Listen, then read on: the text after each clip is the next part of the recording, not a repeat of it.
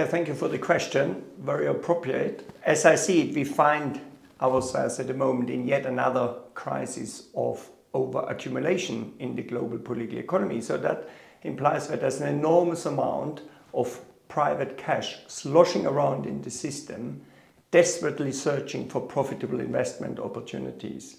And I would argue that against the background of this crisis of over-accumulation, the economic crisis has spilled over into geopolitical confrontations. And of course, the war in Ukraine is one example in that respect, but I would argue also the tensions over Taiwan between the United States and China equally is one of the consequences of that. And so against this background of the crisis of over-accumulation, we have spilled over into geopolitical confrontations.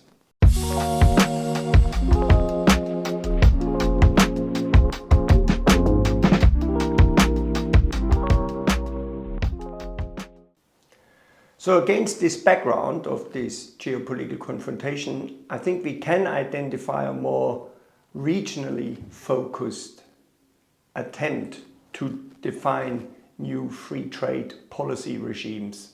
So for example, the European Union talks a lot about an open strategic autonomy. So how can the European Union in its external trade relations, how can it manifest its own position vis-à-vis China, vis-à-vis the United States.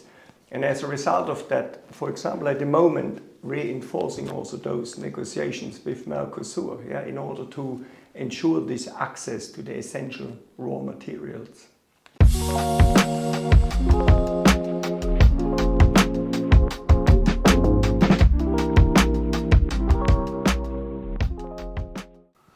So I think from a civil society point of view, sometimes in this kind of what people refer to as a multipolar order, or we could also speak about inter-imperialist rivalry, some people argue that that would open up avenues for alternatives.